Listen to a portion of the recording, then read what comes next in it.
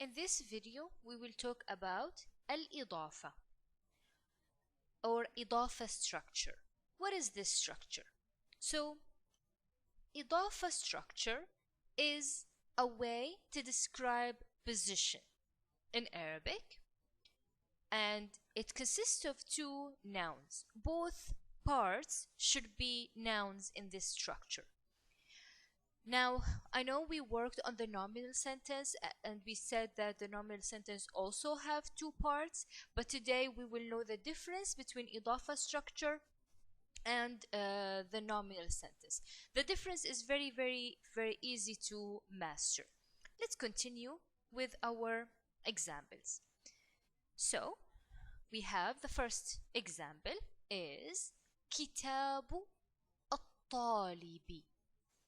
كتاب الطالب. So it's the book of the student. And that is the main difference between Idafa structure and the nominal sentence.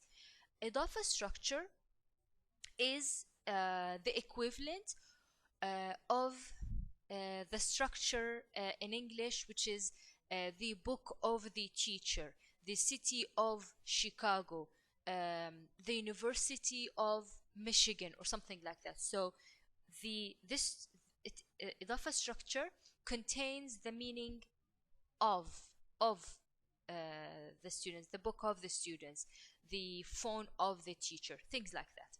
So the first sentence is كتاب الطالب. So the book of the student.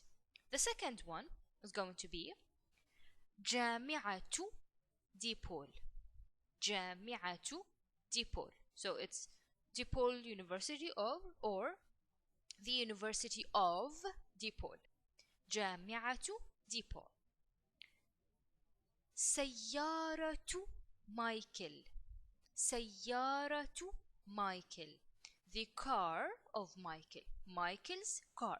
You probably notice that all of these sentences are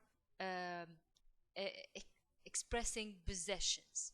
Now, let's continue on talking about this in detail. So, you probably noticed that the first noun have a dhamma, and this is how it's going to be. It will always have a dhamma. It's like the Idafa structure and the nominal sentence share this idea that the first noun have a dhamma. So, kitabu, jami'atu, sayyaratu, they always have a dhamma. In the end, they always have a dhamma. In the end, they have u. Kitabu, jami'atu, sayyaratu. Okay? Now, now we will talk about the second noun rules. So the first rule is that if the second noun is defined, so this is what it will mean. So the second noun can be defined. So we can say كتاب الطالب قلم الأستاذ. So كتاب الطالب, the book of the student. قلم الأستاذ, the pen of the teacher. The second noun can be a proper noun, like the sentence مدينة Chicago, the city of Chicago. جامعة DePaul. And what we mean by a proper noun is the nouns that we have, like name of places, for example, like Chicago, DePaul. These names, the names of things or places. So we have the second noun can be a proper noun. The third rule is if this Idafa structure meant expressing possessive, which is سيارة مايكل, the car of Michael. غرفة أحمد, the room of Ahmed.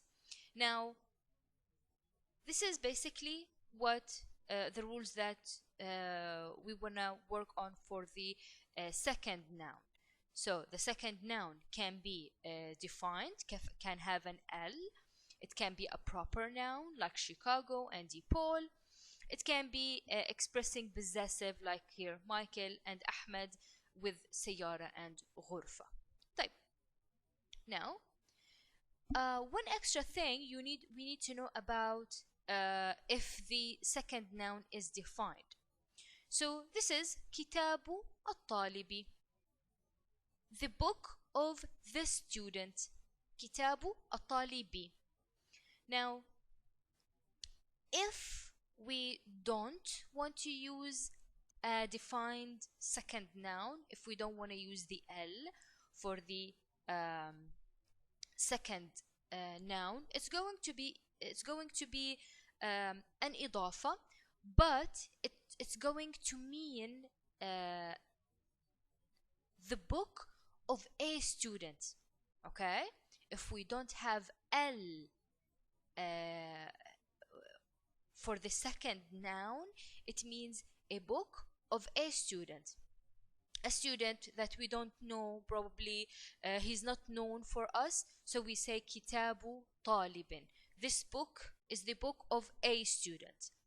The first sentence is the book of the student. Okay, let's see another example. So we have قلم الأستاذ. So this pen is for a specific teacher that I know. Okay, so we say قلم الأستاذ. قلم أستاذ. This pen is for a teacher, but I don't know who he is. Okay, قلم أستاذ. This is a pen of a teacher that I don't know. Okay,